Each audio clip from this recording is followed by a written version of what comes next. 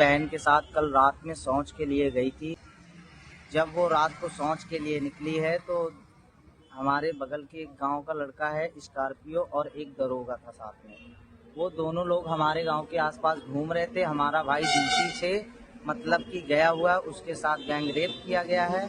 और रात में हमने जब 2-3 घंटे बाद जब बहन घर पर आई है तो हमने पूछताछ किया उससे। जब पूछताछ की हमने, उसने बताया कि भैया घर बताने पर तुम्हें जान से मार दिया जाएगा, इसलिए वो डर डर के बता रही थी। तो मैंने 100 नंबर 112 नंबर को कॉल किया है। अभी हम लोग थाने में खड़े हैं और थाने में कोई अभी मतलब शाम के 4 बज गए, रात के 10 बजे का मामला ये है और अभी तक कोई सुनवाई सही प्रकार से हमारा नहीं हुआ है।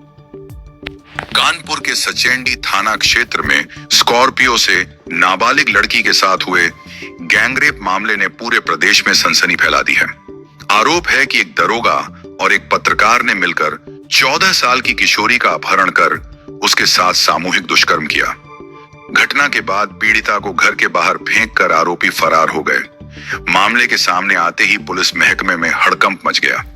लापरवाही बरतने पर डीसीपी वेस्ट दिनेश चंद्र त्रिपाठी को उनके पद से हटा दिया गया है, जबकि साड़ थाना प्रभारी इंस्पेक्टर विक्रम सिंह को सस्पेंड कर दिया गया है। जानकारी के अनुसार सोमवार रात स्कॉर्पियो सवार आरोपियों ने 14 वर्षीय किशोरी का अपहरण किया।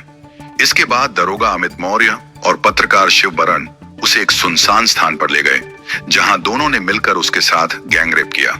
करीब 2 घंटे तक दरिंदगी करने के बाद जब किशोरी की हालत बिगड़ने लगी तो आरोपी उसे उसके घर के बाहर फेंककर फरार हो गए।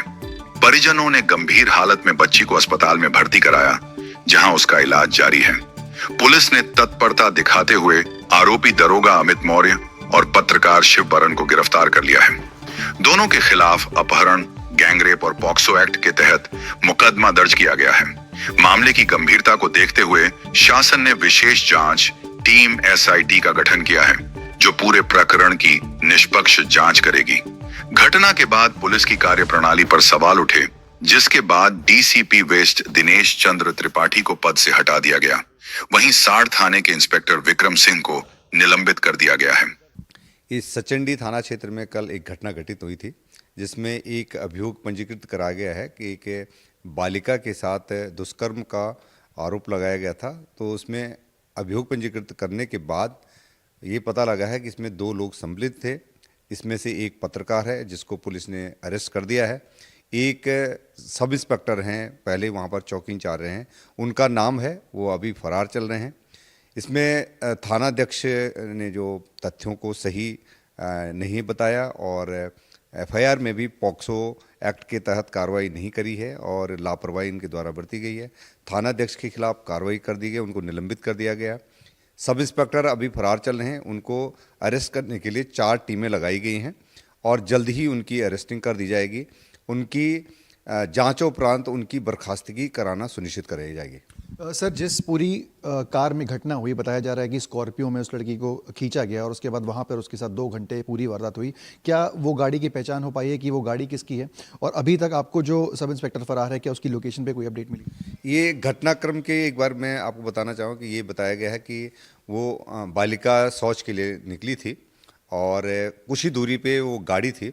उस गाड़ी में ये बताया गया है कि ये सब इंस्पेक्टर और पत्रकार थे। इन्होंने कुछ दूरी पे लेकर के 300-400 मीटर की दूरी पे वहाँ पे उनके साथ गलत काम करा है। ये गाड़ी हमारे पकड़ में आ गई है, गाड़ी स्कॉर्पियो है ब्लैक कलर की, और हमने उस लड़की का जो है मेडिकल करा दिया है और उसके मजिस्ट्रेट के सामने जो बयान होते हैं, तो आज कोशिश करी थी, मेरी समझ से कल तक उसका बयान पूरा हो जाएगा। जो जो उन्होंने चीज़ें हमें बताई हैं उसके आधार पर विवेचना की जा रही है और इस घटना में सम्मिलित जो पत्रकार हैं उनको पकड़ लिया गया है और जल्दी से जल्दी जो सब इंस्पेक्टर अमित मौर्य के जो आरोप लगे हैं उनको भी जल्दी पुलिस अरेस्ट कर देगी। सर, पुलिस जैसा कि हम सब जानते हैं कि एक रक्षा के लिए होती है, एक बड़ा डेंट लगा है इस पूरे डिपार्टमेंट में, तो क्या कड़ा एक्शन हम एक्सपेक्ट कर सकते हैं इस पूरे मामले में? कैसी कार्रवाई हम आगे एक्सपेक्ट? जैसे मैंने बताया है कि साक्ष्यों के आधार पर और विवेचना में इनके खिलाफ जैसे अभी अरेस्टिंग कराने की तो कार्रवाई कर रही हैं, जल्दी वो भी वैसी प्रकार से जेल जाएंगे। इसके अतिरिक्त उन पे जो विभागीय कार्रवाई है वो की जाएगी और विभागीय कार्रवाई के उपरांत इनकी बर्खास्तगी सुनिश्चित की जाएगी।